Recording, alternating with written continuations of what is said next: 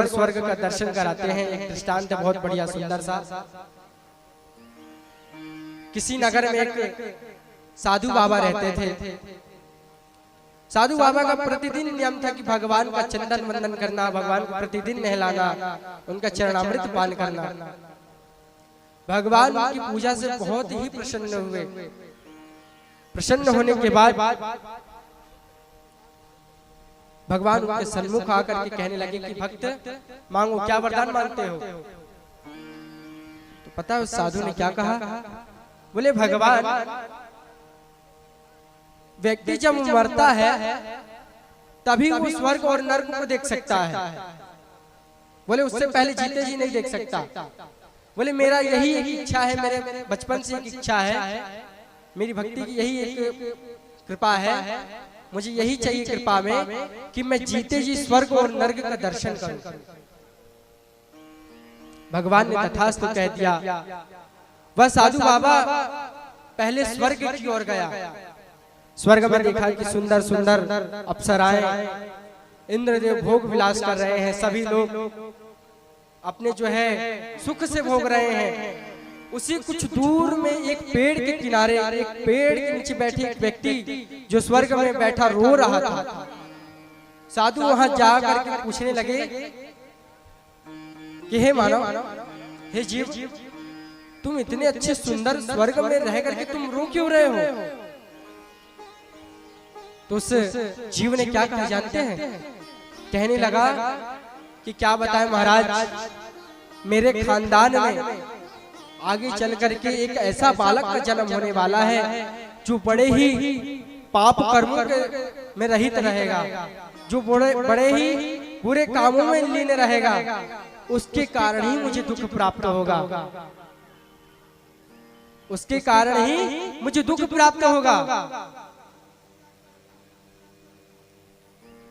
याद रखना बंधुओं, जैसा आपका संतान जिस रास्ते पे चलेगी, भक्ति मार्ग पे चलेगी, तो आपके पूर्वज प्रसन्न रहेंगे। और यदि कुमार्ग पे चलेगा, गलत रास्ते पे चलेगा, तो आपके बच्चा तो बाद में परेशान होता है, घर वाले बाद में परेशान होते हैं। बोले पहले पूर्वज परेशान होते हैं।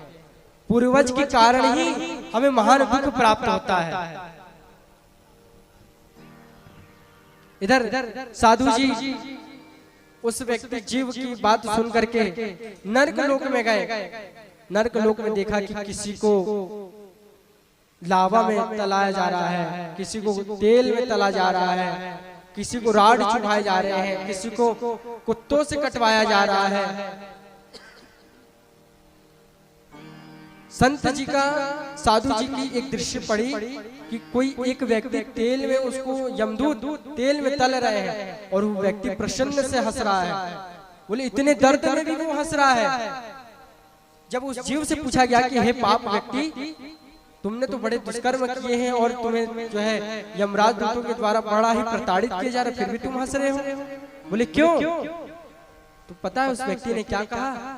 कहने लगा कि मेरे वंश में आगे चल करके कोई ऐसा संतान आने वाला है जो भगवान भागवत संबंधित कथा करवा करके मुझे मोक्ष को, परमेश्वर गोलोक धाम को लेकर के जाएगा, इसलिए मैं उस पर हंस रहा हूं।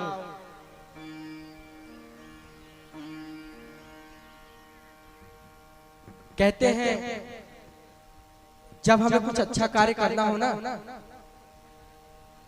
जब हमें कुछ अच्छा कार्य करना हो, दान करना हो, पुण्य करना हो, तो हमें किसी की आश्रित नहीं रहना चाहिए। बोले अपने संतान का भी आश्रित नहीं रहना चाहिए। क्या पता संतान आपके आगे चल करके पाप अच्छे कर्म करे या ना करे।